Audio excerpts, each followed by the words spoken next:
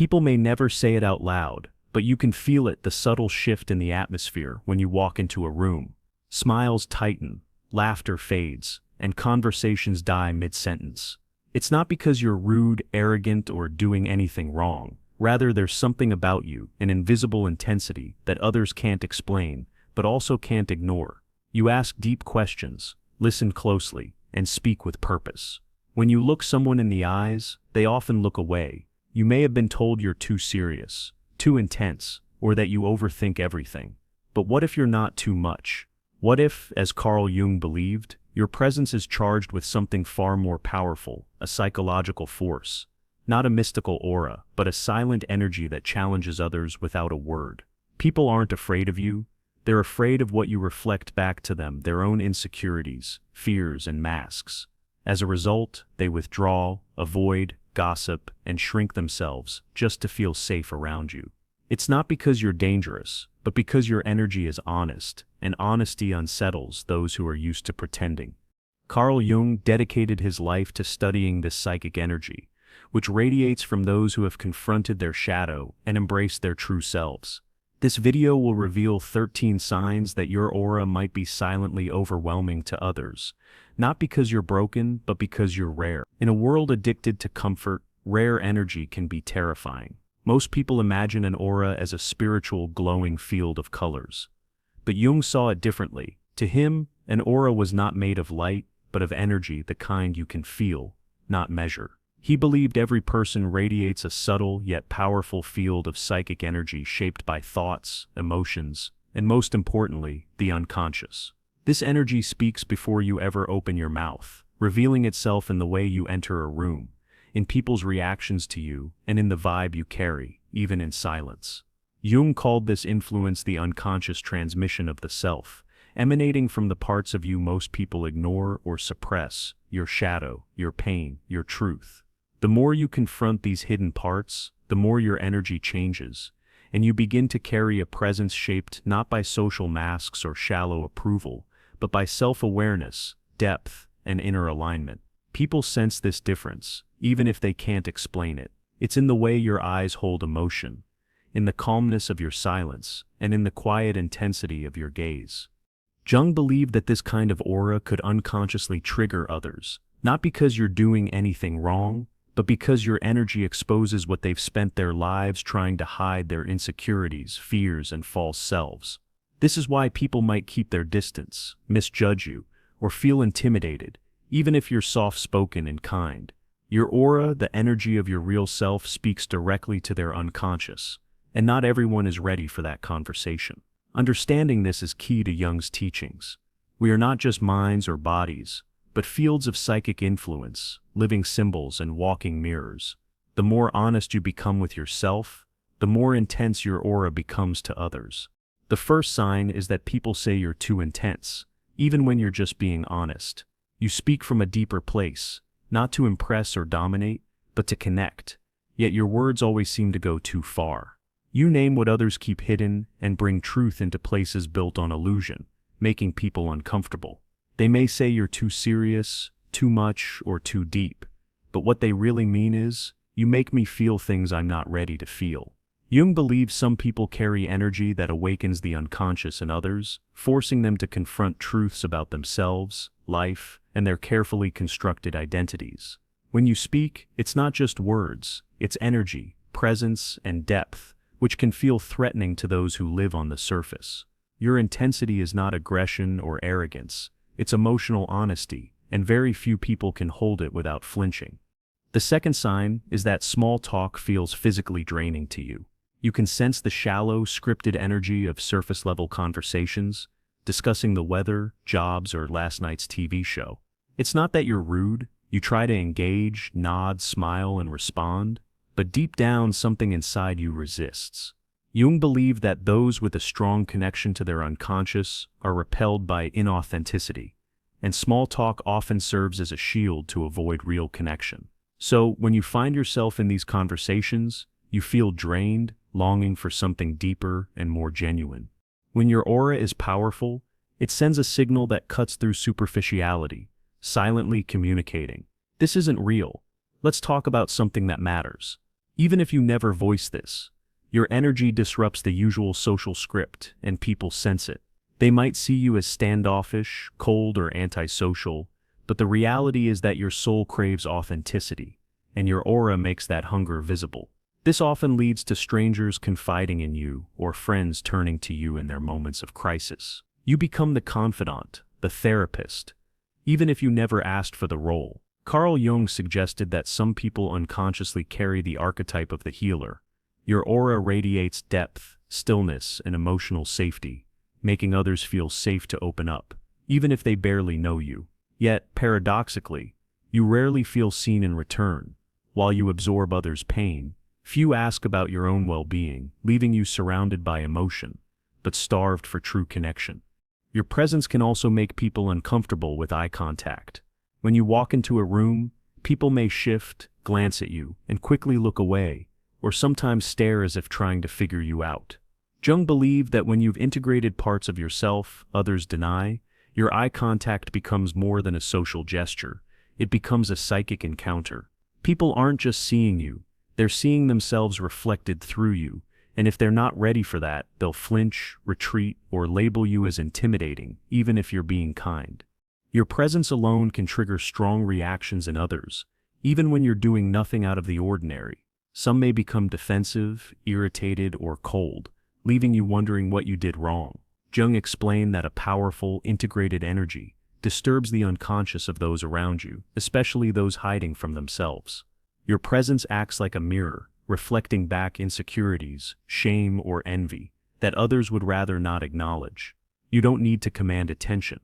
Your energy does the talking, challenging others to confront who they really are, something most people would rather avoid. You also have little tolerance for fake personas, and people can feel it. You see through masks and shallow performances instantly, sensing inauthenticity before your mind even processes it.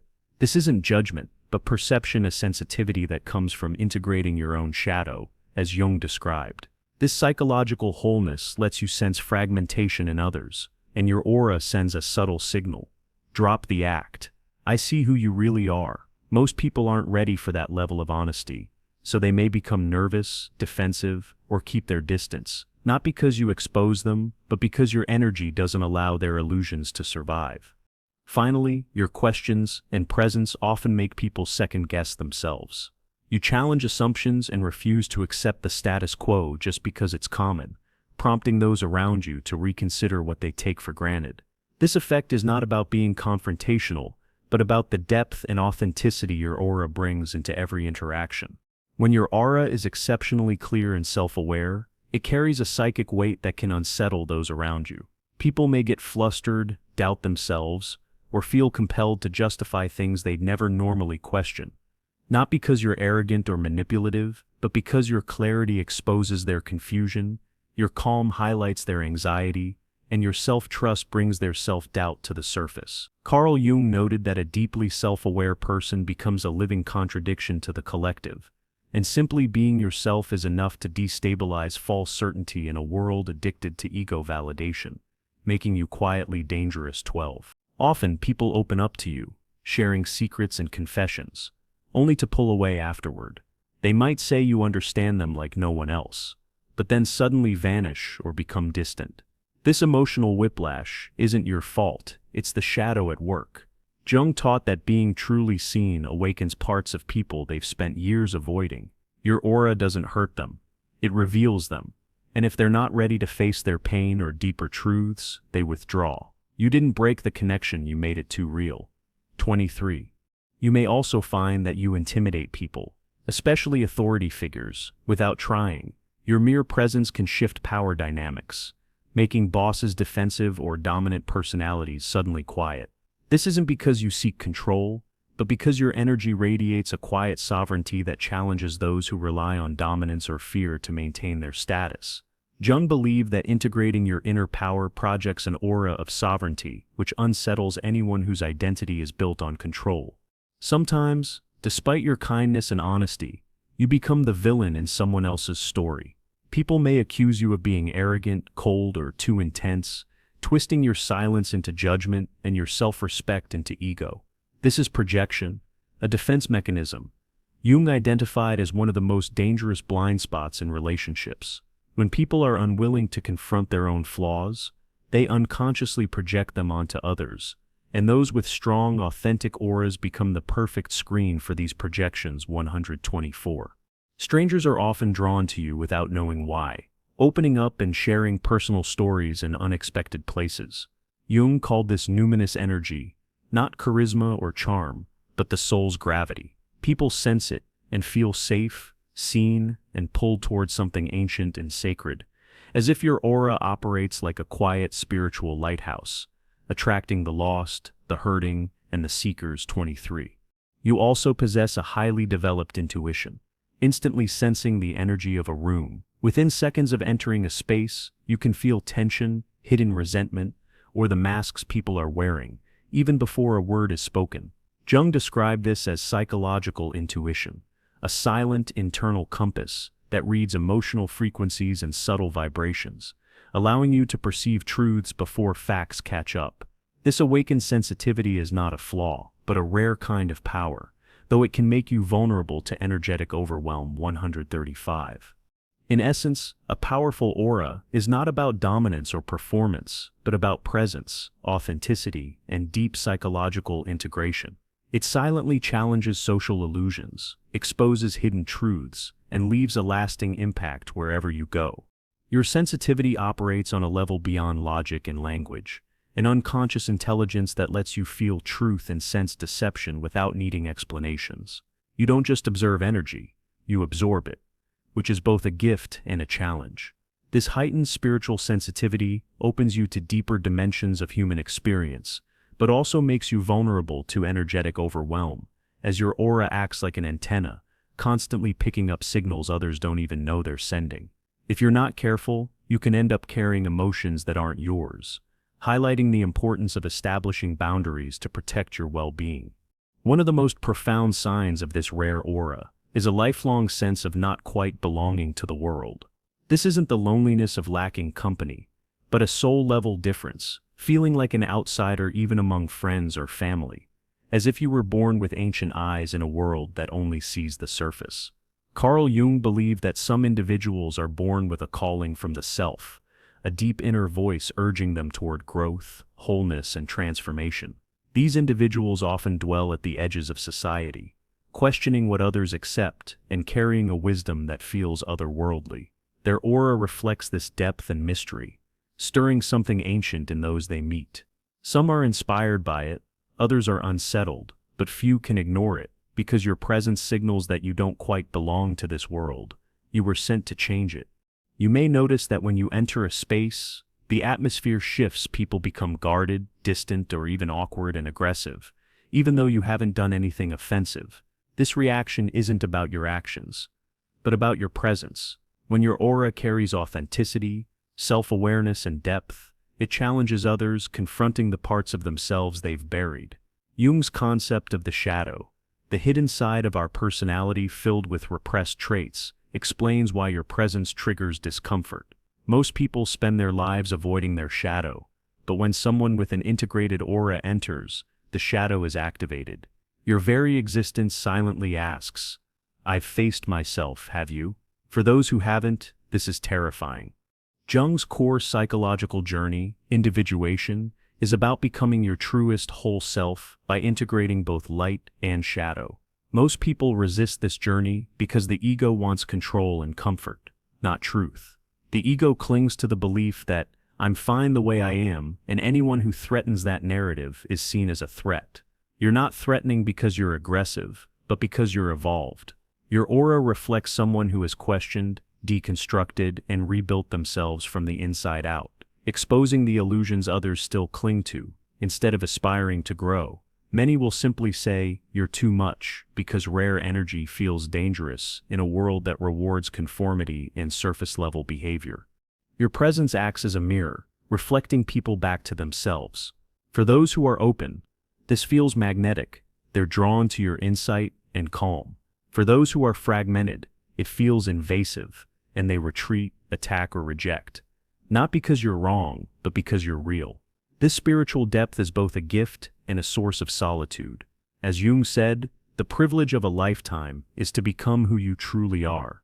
But this path requires courage, self-confrontation, and often deep loneliness. If you resonate with this experience, know that you are not broken or too much, you are rare. You feel what others ignore, see patterns most are blind to, and ask questions that make others uncomfortable. Not to stir trouble, but because your soul is built for truth. Walking the path of individuation is lonely, and often misunderstood, but the very thing that isolates you proves your depth.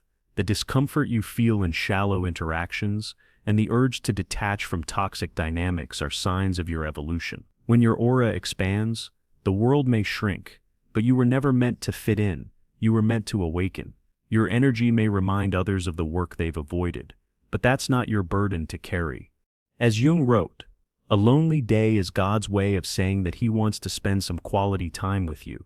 Your isolation may be preparation for deeper wisdom and spiritual strength. When your aura unsettles people, it's often because it speaks a language their soul recognizes, but their mind isn't ready to understand. Don't shrink or apologize for your sensitivity and insight. You are not here to be palatable, you are here to be powerful. While some may flinch in your presence, those meant for you will feel seen and stronger when you walk into the room. Your aura is not just energy, it's a signal, a call to truth, and a reminder of what's possible when someone dares to be fully alive. So the next time someone calls you too much, remember you are not too much. You are just rare.